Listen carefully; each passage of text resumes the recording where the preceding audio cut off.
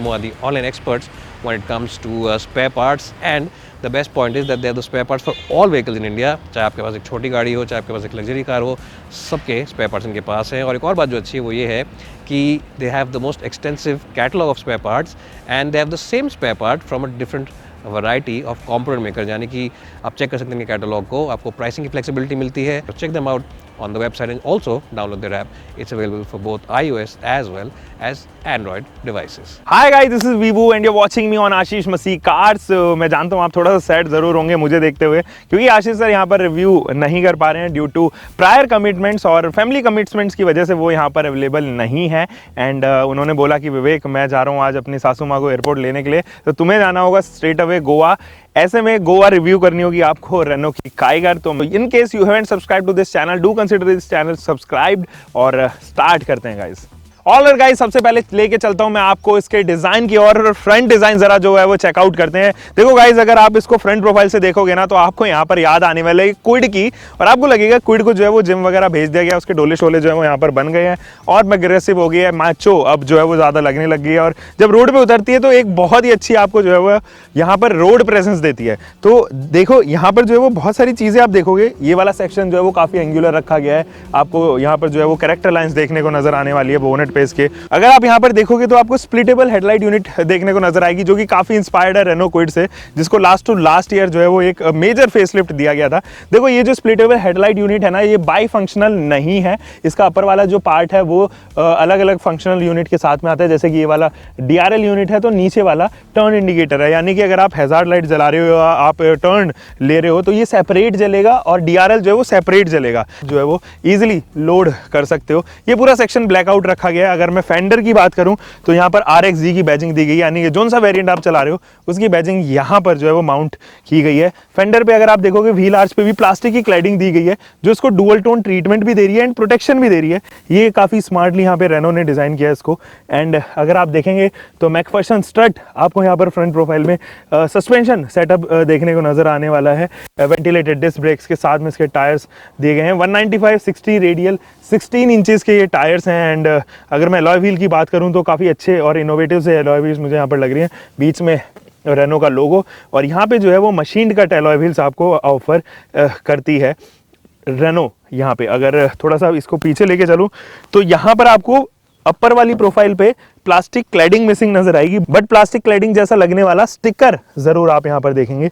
नीचे वाली प्रोफाइल में काफी कवर किया गया है इसकी प्लास्टिक क्लैडिंग को, और ये थोड़ा सा अच्छा है क्योंकि जब नीचे से गाड़ी लगती है तो वो बहुत सी गाड़ी आप देखते हो कि नीचे की पोर्शन से जो है ना रस्ट खाने लग जाती है, उसमें रस्ट पकड़ जाता है, ऑक्सीडेशन हो जाता है नीचे वाले पोर्शन का। यहाँ पर वो पॉसिबिलिटी थोड़ी डिक्रीज हो जाती है क्योंकि प्लास्टिक की क्लैडिंग यहाँ पर आ जाती है। A pillar, B pillar and C pillar, ये तीनों ही पिलर जो है वो ब्लैकआउट किए गए हैं, जो काफ़ी अच्छा लुक यहाँ पर दे रहा है। एंड ऊपर आप देखेंगे कि आपको शार्क फिन एंटेना यहाँ पर ऑफर होते हैं, बॉडी कलर्ड ही जो है वो आपको हैंडल बार्स। मुझे ये अपने सेगमेंट में काफ़ी किलर लगती है लुक्स के मामले में। ये वाला शेप जो है वो जो इसको दिया गया है वो काफ़ी अपीलिश लगता है, मतलब ऐसा लगता है ये रेनो क्विड एंड कोलियोस को, जो सबसे पहली प्रॉपर SUV थी रेनो की तरफ से डिसकंटिन्यू हो गई है, उसका कहीं ना कहीं एमैलगम लगता है। और पीछे वाली अगर मैं टेल लैम्प यूनिट की बात करूँ, ये मुझे इंस्पायर्ड लगती है, केवल ये वाला सेक्शन जो क्रैब वाला सेक्शन है ये मुझे कहीं ना कहीं इंस्पायर्ड लगती है रेनो की ऑफरिंग कैप्चर से। यहाँ अगर आप देखेंगे तो ये LED सेटअप है एंड इसको भी स्प्लिट किया गया है, एंड पीछे टेल गेट पे जो है वो इसका अलग सेक्शन माउंट किया गया है। अब ये जो LED सेटअप है उसके अंदर आपको केवल और केवल ये वाला सेटअप जो है वो LED मिलेगा। ब्रेक लाइट हो या फिर अंदर का reverse light and hazard light, ये तीनों ही जो है वो येलो बल्ब रखे गए, यानी कि हेलोजन बल्ब। अब थोड़ा सा अगर मैं नीचे लेके चलूँ तो आपको ट्रिपल टोन ट्रीटमेंट नजर आएगी, ब्लू, ब्लैक एंड ये बम्पर जो है वो आपको सिल्वरिश ट्रीटमेंट में नजर आएगा। हालांकि कोई ऐसा डिफॉगर वगैरह यहाँ पे यूज़ नहीं किए गए हैं।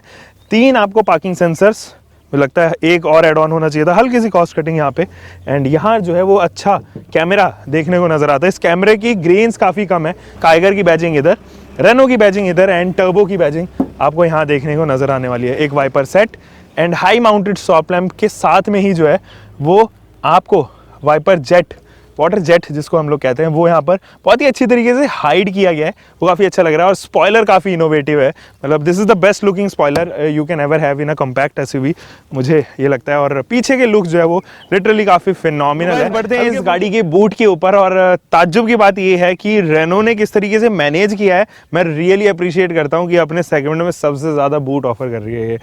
405 लीटर का ये बूट है, और ये इस सेगमेंट का बूट एक्चुअली है नहीं। अगर आप देखो, ध्यान से देखो क्रेटा को, सेल्टॉस को या इवन डस्टर को, तो वो 400 से अबव, हैरियर को भी यहाँ पे इनफैक्ट 425 के जो है वो इन तीनों गाड़ियों में बूट स्पेस है। और है, अगर मैं रेनो डस्टर की बात करूँ तो वहाँ पर आपको 475 लीटर का बूट स्पेस मिलता है। आप रेगुलर अगर नोटिस करेंगे ना, आप ट्राइबर को नोटिस कीजिए, आप क्विड को नोटिस कीजिए, आप इवन डस्टर को नोटिस कीजिए, तो आपको लगेगा कि पीपल्स पर्सपेक्टिव गाड़ी बनाई हुई है, मैन मैक्सिमम मशीन मिनिमम वाली फिलॉसफी के ऊपर, जो एक्चुअली होंडा की फिलॉसफी है, बट उसके ऊपर कहीं ना कहीं रेनो यहाँ पर फिट होती हुई नजर आ रही है कि भाई मशीन मुझे कम रखनी है और स्पेस ज़्यादा रखनी है।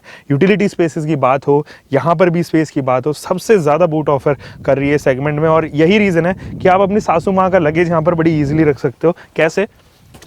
There we go. तो सासू माँ भी नाराज नहीं होंगी और आपका सामान भी जो है वो यहाँ पर इजीली आ जाएगा। हालांकि कुछ कमियां ज़रूर मैं बूट में काउंट कराना चाहता हूँ, जैसे कि इल्यूमिनेशन लाइट जो है वो इसके एक्स्ट्रा पैक में आते हैं। स्मार्ट पैक अगर आप खरीदेंगे तो उसमें आपको जो है वो इल्यूमिनेशन लाइट बूट की मिलेगी। 6:40 में स्प्लिट होने वाली सीट्स आपको यहाँ पर ऑफर होती है। Again nice job done by Renault. And आपको यहाँ पर एक पार्सल ट्रे नज़र आती है जो काफ़ी प्रैक्टिकल है और फ्रेंडली है। आप इसके ऊपर, इसके अंदर सामान एक्चुअली रख सकते हो, क्योंकि ये इसके ऊपर डिप है, तो आप सामान रखेंगे। हालांकि वो ट्रैवल करेगा एक प्लेस से दूसरी प्लेस पे, लेकिन लिप ज़रूर दिया गया है। तो इन केस आप पीछे बैठे हुए हैं, कस्टमर आपके पैसेंजर पीछे हैं, तो वहाँ पे सामान ईजिली एक्सेस भी कर सकते हैं। So yes, boot is lit really. तो गाइस इंटीरियर्स में हम लोग फिलहाल आ चुके हैं, और इंटीरियर्स को देखो आपको काफ़ी लगेगा कि ये स्पोर्टी लुक दिया गया है, क्योंकि थीम जो है वो पूरी गाड़ी के इंटीरियर की वो ब्लैक रखी गई है। कहीं से भी आपको ऐसा डुअल टोन ट्रीटमेंट इसके टर्बो वेरिएंट में नज़र नहीं आएगा। मैं अभी लोअर वेरिएंट्स का नहीं कह सकता, but most likely lower variants में आपको डुअल टोन ट्रीटमेंट या ऑफ वाइट कलर या बेज कलर की जो है वो ट्रीटमेंट लोअर सेक्शंस में देखने को नज़र आ सकती है। इसका रूफ जो है वो ऑफ वाइट रखा गया है, और इसका जो बॉटम पार्ट है ये सब, या फिर ये रेगुलर जो पार्ट है वो आपको ब्लैकआउट होता हुआ नजर आएगा। स्टीयरिंग व्हील की अगर मैं बात करूं तो it is the same steering wheel which is used in the Triber, which is used in the Magnite, same unit है। और अब फाइनली ये जो है वो इसमें भी आ गई है, एंड आपको सेटअप काफ़ी अच्छा लगेगा। पियानो फिनिशिंग नजर आएगी। लेफ्ट साइड में जो है वो आपको कंट्रोल्स देखने को नजर आएंगे, जो कि इंफोटेनमेंट सिस्टम से रिलेटेड कंट्रोल्स है। राइट साइड की कंट्रोल्स इंस्ट्रूमेंट क्लस्टर से रिलेटेड कंट्रोल्स है, जिसमें सर्विस इंटरवल सोर्सेज वगैरह ये सारी, एक जॉयस्टिक हालांकि दी गई है राइट साइड में, एक जॉयस्टिक लेफ्ट साइड में दी गई है। ओवरऑल मुझे काफ़ी अच्छा लगता है। एक एक्स्ट्रा पार्ट लेदर का यहाँ पे टच ऑन हो गया है, और इसके अंदर थ्रेड्स दिए गए हैं जो एक इसको एक्स्ट्रा अपील दे रहे हैं। तो without any type this is a great initiative from Renault's end. अब बात कर लेते हैं इसकी इंस्ट्रूमेंट कंसोल की। आपको ऐसा कुछ भी सुई घूमते हुए नज़र नहीं आने वाली, कंप्लीटली डिजिटल है, और आपको लगेगा कि हाँ थोड़ा सा स्मार्ट हो गई है अब रेनो। और रेनो की काइगर के अंदर जो इंस्ट्रूमेंट क्लस्टर है वो मुझे बेस्ट लगता है अपने सेगमेंट में, क्योंकि जैसे जैसे आप इसके मोड चेंज करोगे, देयर आर डायल्स जो जिसके ऊपर मोड्स दिए गए हैं, eco mode, sport mode, normal mode. Normal mode में गाड़ी स्टार्ट होती है, और नॉर्मल मोड के लिए आपको पुश करना पड़ता है। अगर आप इसको एको मोड पे डालेंगे तो यहाँ पर ग्राफिक्स कंप्लीटली चेंज हो जाती है। आपको लगता है इको फ्रेंडली ड्राइव मुझे करनी चाहिए, ग्रीन थीम उसके अंदर आ जाती है। अगर आप स्पोर्ट्स मोड पे डालेंगे तो वो कंप्लीटली एनएफएस वाली जो डायल्स होते हैं वो वाले आपको डायल्स यहाँ पर देखने को नजर आएंगे। Instant BHP and instant newton meter torques जो है वो आपको यहाँ पर देखने को नजर आएंगे। इनफैक्ट जो डायल्स हैं वो भी काफ़ी स्पोर्टी हो जाते हैं, रेड हो जाते हैं कंप्लीटली। स्पोर्ट्स मोड उसके ऊपर लेफ्ट साइड में लिखा रहता है। ये सब चीज़ें हैं, काफ़ी स्मार्टली जो है वो इसका इंस्ट्रूमेंट क्लस्टर बनाया गया है। This is for sure, and you are going to love this instrument cluster. और अगर मैं बात करूँ यहाँ पे क्या क्या ये ऑफर करता है, तो डिस्टेंस टू एम्प्टी आप यहाँ पे देखते हैं, ट्रिप मीटर्स आ जाते हैं, ऑडोमीटर ए एंड बी यहाँ पर आ जाता है, स्पीडोमीटर आपको दिया गया है। हालांकि जब आप नॉर्मल मोड इसका चलाएंगे, जैसे कि मैं अभी नॉर्मल मोड पे करता हूँ, तो आपको टेकोमीटर की यहाँ पर कमी नजर आएगी। वो टेकोमीटर इसमें नहीं दिया गया नॉर्मल मोड में, जो कि इको एंड स्पोर्ट्स मोड में आपको ऑफर होता हुआ नजर आएगा। फ्यूल गॉज भी इस तरफ राइट साइड दिया गया है, and temperature gauge left side में आपको ऑफर होता हुआ नज़र आएगा। तो ओवरऑल डैशबोर्ड सिंबल्स भी यहीं पर दिए गए हैं। इनफैक्ट क्रोम की फिनिशिंग यहाँ पर दी गई है। काफ़ी अच्छा लग रहा है इसका कंसोल। थोड़ा सा सेंटर कंसोल की तरफ बढ़ते हैं, और यहाँ पर आपको मिलेगा एक 8 इंचेस का टच स्क्रीन इंफोटेनमेंट सिस्टम। ये ही टच स्क्रीन इंफोटेनमेंट सिस्टम आपको मैग्नाइट से पार्ट शेयर लगेगा, क्योंकि थीम वगैरह जो है वो इसके अंदर सेम है। इसका जो रेस्पॉन्स है, टच रेस्पॉन्स है, वो decent enough, not the best in this class, but ठीक है, क्वाइट डिसेंट है। रेनो की जितनी भी गाड़ियाँ हैं, आप क्विड देखो या फिर डस्टर देखो, उनका भी टच रेस्पॉन्स डिसेंट इनफ है। बट एक अच्छी चीज़ इसके अंदर ये है कि Android auto and Apple CarPlay दोनों ही वायरलेस दिए गए हैं, तो आपको ज़रूरत ही नहीं है कैरी करने की किसी प्रकार की USB, आपको ज़रूरत ही नहीं यहाँ पर पड़ने वाली है, क्योंकि वायरलेसली कनेक्ट होगा आपके वाईफाई एंड ब्लूटूथ कनेक्टिविटी के थ्रू। ये अच्छी चीज़ है। रेडियो का ऑप्शन है, मीडिया में अगर आप देखेंगे तो आप कनेक्ट कर सकते हो अपने ब्लूटूथ से इसको। फ़ोन में आप ब्लूटूथ के थ्रू, मतलब अलग अलग फंक्शंस आप यहाँ पर देखोगे। एक आपके पास में एक व्हीकल करके जो है वो आपके पास में ऑप्शन आएगा, जिसके अंदर व्हीकल की सेटिंग्स हैं। आप रियर व्यू कैमरा को ऑन ऑफ करना चाहते हो, पार्क असिस्ट को ऑन ऑफ करना चाहते हो। एक ड्राइविंग मोड है जो एक्चुअली आपके ड्राइविंग की फिगर्स आपको बताते हैं कि कैसा आपने चलाया, 14 आउट ऑफ 100 एक्सेलरेशन कैसा रहा, गियर शिफ्ट कैसा रहा, एंटिसिपेशन कैसा रहा। अब थोड़ा सा और ज़रा बात कर लेते हैं। ब्लैकआउट इसके AC वेंट्स दिए गए हैं, नीचे जो है हैजार्ड लाइट का बटन हो गया, डिफॉगर का बटन हो गया, या फिर इनफैक्ट आप लॉक अनलॉक का बटन इधर देखेंगे। ऑटोमेटिक क्लाइमेट कंट्रोल के डायल जो है वो पार्ट शेयर लगेंगे आपको ट्राइबर एंड मैग्नाइट के साथ में। एक वायरलेस चार्जिंग का भी ऑप्शन यहाँ पर मिलता है। पोर्शन आपको जो है वो नेक्सॉन से इंस्पायर्ड होते हुए नजर आएगा। ये जिपेबल जो आपको सेक्शन मिलता है, इनफैक्ट इसके अंदर जो है वो सिलिकॉन का यूज्ड कैविटी सेक्शन दिया गया है, जिसको आप निकाल सकते हैं, साफ वगैरह आपको करना है। आर्म रेस्ट आपको इधर मिलता है। एक ड्रॉप डाउन जो है वो वाटर बॉटल होल्डर आपको इधर देखने को नजर आएगी, एंड एक सेक्शन इधर कूल्ड ग्लव बॉक्स का सेक्शन, जो कि एक्चुअली काफ़ी अच्छा डिज़ाइन किया गया है। ओवरऑल यूटिलिटी स्पेस की अगर गाइस मैं यहाँ पे बात करूँ तो ये 29.5 लीटर्स के यूटिलिटी स्पेस है। काफ़ी स्पेस है आपके पास में, बहुत सारी जगह होती हैं, जैसे कि बॉटल होल्डर हो गई, यहाँ पर भी दो सेक्शन दिए गए हैं, तो सामान आप बहुत ईजिली रख सकते हो। वो जो डे टू डे ईज़ हो जाती है सामान रखने की, कैरी करने की, वो यहाँ पर कभी भी समस्या आपके पास में नहीं आती। इनफैक्ट अगर मैं सनवाइज़र खोलूँ तो यहाँ पर भी एक vanity mirror and card holder मिलता है दोनों ही तरफ, तो ये काफ़ी अच्छी बात है।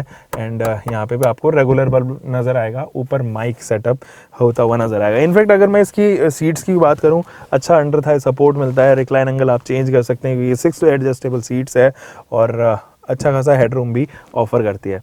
तो इसका फ्रंट कैबिन काफ़ी सही है। पीछे चलते हैं, पीछे कितनी जगह है वो ज़रा चेकआउट करते हैं, क्योंकि काफ़ी इंपॉर्टेंट है पीछे की जगह जानना। देखो गाइस, इनग्रेस करते हैं और जानते हैं कि अगर आप अपने पेरेंट्स के लिए गाड़ी खरीद रहे हैं जो ओल्ड एज्ड हैं, तो उनको तो नहीं प्रॉब्लम होने वाली गाड़ी के अंदर आने में। तो there we go, single step ingress है, कोई आपको ऐसा समस्या नहीं आने वाली है। और अगर मैं बात करूं यहाँ पे डोर की थर्ड की, ये भी मैंने बताया नहीं था, तो third noise is quite pleasant, कोई इसमें प्रॉब्लम सच आएगी नहीं। यहाँ पर भी अगर आप देखें तो नी रूम काफ़ी मिल रहा है मुझे, सफिशिएंट नी रूम है, इनफैक्ट अच्छी खासी नी रूम है। और अगर लेग रूम भी काफ़ी अच्छा खासा है, मुझे पैर जो है वो ईजिली मैं रिलैक्स कर पा रहा हूँ। अगर मैं लॉन्ग ट्रिप पे जा रहा हूँ, क्रॉस भी इनको कर सकता हूँ। और हेड रूम भी मुझे काफ़ी मिल रहा है। तो मैं 5 फुट 10 इंच हूँ, बिल्कुल आशीष सर की तरह। तो 5 फुट 10 इंच में मुझे तकरीबन 4 से 5 फिंगर्स का यहाँ पर जो है वो हेड रूम नज़र आ रहा है। और ग्रैब हैंडल यहाँ पर आपको दोनों तरफ ही मिलते हैं, बट इन ग्रैब हैंडल में कोई कोट हुक एज सच नहीं है। एडजस्टेबल आपको हेड रेस्टिंग मिलती हैं। और यहाँ पे मज़े की बात ये है कि ये भी पार्ट शेयर्ड है मैग्नाइट के साथ में। आपको मोबाइल होल्डर एंड साथ ही साथ कैन होल्डर्स यहाँ पे ऑफर होते हुए नज़र आएंगे। टेक्सचर्स आपको फैब्रिक में मिलेंगे, ये काफ़ी अच्छे टेक्सचर्स लग रहे हैं। थ्रेड्स जो है वो वाइट कलर के देखने को नज़र आएंगे। एंड अंडर थाई सपोर्ट भी अगर आप देखें तो काफ़ी अच्छा खासा अंडर थाई सपोर्ट आपको यहाँ पर ऑफर करती है काइगर। शोल्डर रूम भी काफ़ी है, कोई उसमें समस्या नहीं है। अच्छी बात यह है कि फ्लोर हम्प ज़रा सा भी नहीं है, तो जो लोग बीच में बैठ रहे हैं वो ऐसा उनके पैर जो है वो नीचे स्ट्राइक नहीं होंगे। जीरो फ्लोर हम्प का ये बड़ा फ़ायदा होता है। पीछे आपको AC वेंट्स ऑफर होते हुए नज़र आते हैं, जिनका थ्रो काफ़ी अच्छा है। और 12 वोल्ट का DC सप्लाई भी यहाँ पर जो है वो रेनो ने प्लांट किया है। पॉकेट भी आपको इस तरफ एंड दोनों तरफ जो है वो पॉकेट आपको यहाँ पे मिलने वाली है। एंड एक वैनिटी लाइट या रीडिंग लाइट जो है वो पीछे के लिए भी दी गई है, ताकि जो है, हालांकि वो सेम डिज़ाइन की है जैसे कि फ्रंट में यूज़ की गई है, बट पीछे वाले लोग भी जो है वो ईजिली इसको यूज़ कर लें और उनकी प्रैक्टिकलिटी थोड़ी बढ़ जाए रियल लाइफ में। तो ये वाले यहाँ पर दिया गया है। रूफ लाइन भी काफ़ी पीछे है, जिसकी वजह से हेड रूम बढ़ता हुआ आपको नज़र आने वाला है। ओवरऑल अगर मैं यहाँ पर स्पेस की बात करूँ, यूटिलिटी स्पेस की बात करूँ और प्रैक्टिकलिटी की बात करूँ, it is quite livable space. Cabin काफ़ी स्पेशियस है, एयरी लगेगा आपको चारों तरफ से। Thumbs up. So guys finally जो है वो हम लोग इसकी ड्राइव कर रहे हैं। जो मैं इंजन चला रहा हूँ वो एक मैनुअल यूनिट है एंड एक टर्बो चार्ज इंजन के साथ में आता है। इसके अंदर 4 ट्रांसमिशन ऑप्शन आते हैं एंड 2 इंजन ऑप्शंस आते हैं। पहला engine option 1.0 litre naturally aspirated engine जो 72 PS की पावर प्रोड्यूस करता है, 96 न्यूटन मीटर टॉर्क के आसपास। दूसरा जो इंजन है उसी को टर्बो चार्ज यूनिट कर दिया गया है एंड वो तकरीबन 100 PS के आसपास जो है वो पावर प्रोड्यूस करता है, 160 न्यूटन मीटर टॉर्क आपको यहाँ पर डिलीवर करता है। गाइज इन दोनों ही इंजन को आपने जो है वो ऑलरेडी देखा है ट्राइबर के अंदर एंड मैग्नाइट के अंदर टर्बो चार्ज। अगर आप पिक कर रहे हैं गाड़ी को और थोड़ा सा उठाने की कोशिश कर रहे हैं इको मोड पे, तो पावर डिलीवरी में थोड़ा अंतर आएगा, महसूस होगा आपको कि हाँ you are on eco mode right now. और जैसे ही आप इसको अगर नॉर्मल पे मैं यहाँ पर करता हूँ तो थोड़ा सा चेंज आता है, और ये अगर मैं स्पोर्ट्स पे कर दूँ काफ़ी अंतर नज़र आता है। मतलब अगर आप स्पोर्ट्स पे चला रहे हैं और आप इको पे चला रहे हैं तो बहुत अंतर आपको यहाँ पर जो है वो नज़र आने वाला है पावर डिलीवरीज में। और ये मैं टर्बो इंजन चला रहा हूँ, तो रिफाइनमेंट की ज़रा बात कर लेते हैं। Not the best refined but ठीक है, it gets the work done. और जब आप इसको सिटी में चलाओगे तो आपको ये स्पोर्ट्स मोड में काफ़ी अच्छा रश देगा। आपको एकदम से एड्रेनलिन रश मिलेगा स्पोर्ट्स मोड पे, और जैसे ही आपको पावर की ज़रूरत पड़ेगी तुरंत ये आपको एक अच्छा linear power and torque delivery देगा। ये काफ़ी अच्छी बात है इस इंजन की। और ये पॉट होल्स को काफ़ी ईजिली कवर कर लेते हैं गाइज। अगर आप डे टू डे लाइफ के लिए इस गाड़ी को खरीद रखते हैं तो हाईली रिकमेंडेड, सिटी ड्राइव के लिए अमेजिंग गाड़ी है, खरीदिए। और अच्छी रोड प्रेजेंस आपको ये देती है, चलते हुए आपको लगेगा कि हाँ एक अच्छी गाड़ी आप यहाँ पर फिलहाल जो है वो चला रहे हैं। सो गाइज ज़रा सस्पेंशन के बारे में बात कर लेते हैं। पॉट होल्स बहुत ही ईजिली जो है ये कवर करती है, कोई प्रॉब्लम नहीं आती है आपको। जो अंदर पता चलता भी नहीं है कि अगर आप छोटे मोटे पॉट होल्स के ऊपर से निकाल के ले जाओगे तो आपको पता भी नहीं चलेगा, ठीक है। और स्टेयरिंग फीडबैक इज़ नाइस यार, phenomenal job done by Renault here. मैं यहाँ पे निसान मैग्नाइट से अगर इसका स्टेयरिंग कंपैरिजन करूँ तो निसान मैग्नाइट का स्टेयरिंग काफ़ी हार्ड है, और उस हिसाब से जो है वो ये वाला स्टेयरिंग काफ़ी सॉफ्टर एंड पर मुझे जो है वो लगा। और ये over the period of time जो है ना, जैसे ही स्पीड बढ़ेगी टाइम बढ़ेगा, स्पीड के साथ में टाइम बढ़ेगी, तो आप देखोगे कि हार्डनेस आ जाती है, वेट जो है वो हाई स्पीड पर जो है वो ये कर लेता है, गेन कर लेता है, जो कि बहुत अच्छी बात है। और रेनो की टीम ने गाइज मुझे ये बताया यहाँ पे कि जिस तरीके से आप स्पोर्ट्स मोड, इको मोड, अलग अलग मोड्स पे चलाओगे, अकॉर्डिंगली इसकी स्टेयरिंग का फीडबैक एंड आपके पेडल्स का फीडबैक जो है वो चेंज होता हुआ आपको नज़र आने वाला है। तो ये चीज़ मुझे फील भी हो रही है कि जैसे कि मैं अगर स्पोर्ट्स मोड पे अभी चला रहा हूँ तो हार्ड मुझे नज़र आएगा। अगर मैं इको मोड पे यहाँ पर कर लेता हूँ तो ये कहीं ना कहीं सॉफ्ट हो गया, हल्का सा सॉफ्ट हो गया। हालांकि ये जो अंतर है वो काफ़ी कम अंतर है, 19-20 का ही फ़र्क है, लेकिन आप फ़र्क लगा लोगे अगर डेली यूज़ में अगर इस गाड़ी को चलाओगे तो आपको समझ में आ जाएगा कि हाँ जो है वो ट्यूनिंग करी गई है स्टेयरिंग की एंड पेडल्स की भी। पेडल्स की तो नो डाउट मेरे को जैसे ही मैं थ्रोटल यहाँ पर दे रहा हूँ इको में, मुझे समझ में आ रहा है कि हाँ मैं इको मोड पर हूँ फिलहाल। तो माइलेज की अगर बात करें तो ARAI माइलेज जो है वो रेनो क्लेम कर रही है 20 के आसपास। रियल लाइफ में हालांकि मैं एक्सपेक्ट करता हूँ कि ये सिटी में आपको 16 से 17 का माइलेज देना चाहिए इसको, और जब आप हाईवेज़ पे उतरोगे तो ये माइलेज बढ़ के 20 से 22 का भी हो सकता है। डिपेंड्स टोटली कि आप किस तरीके से थ्रॉटल दे रहे हो। मैं उम्मीद करता हूँ कि 20-22 के आसपास इसका जो है वो ईजिली माइलेज जाना चाहिए पेट्रोल में। AMT अभी CVT अभी हमने नहीं चलाया, but I have tried it CVT in Magnite, जो कि अमेजिंग CVT है, एक्सट्रेल CVT है। और वो जो CVT है वो सच में उसके अंदर रबर बैंड इफेक्ट काफ़ी कम है। So yes, amazing job done by Renault and I truly believe कि ये गाड़ी जो है वो काफ़ी अच्छा रेनो के लिए करने वाली है। You can consider this car buying, और हम सब अगर आप इस गाड़ी को खरीद रहे हैं तो बाकी येस काफ़ी अच्छी लगती है, फीचर वाइज भी हो या इनफैक्ट लुक में भी आप देखेंगे तो एक अच्छा प्रेजेंस आपको यहाँ पर देती हुई नजर आएगी। सो गाइज ये तो था एक अच्छा सा कंक्लूजन। आपको कैसी लगी वीडियो आप मुझे नीचे कमेंट सेक्शन में ज़रूर बताने वाले हैं। ये भी बताने वाले हैं कि आपके इंप्रेशंस रेनो काइगर के लेके क्या रहे, और इस पूरे श्रेणी में, इस पूरे कॉम्पैक्ट श्रेणी में आपको सबसे बेहतरीन गाड़ी कौन सी लगती है, नीचे कमेंट सेक्शन में ज़रूर बताइएगा।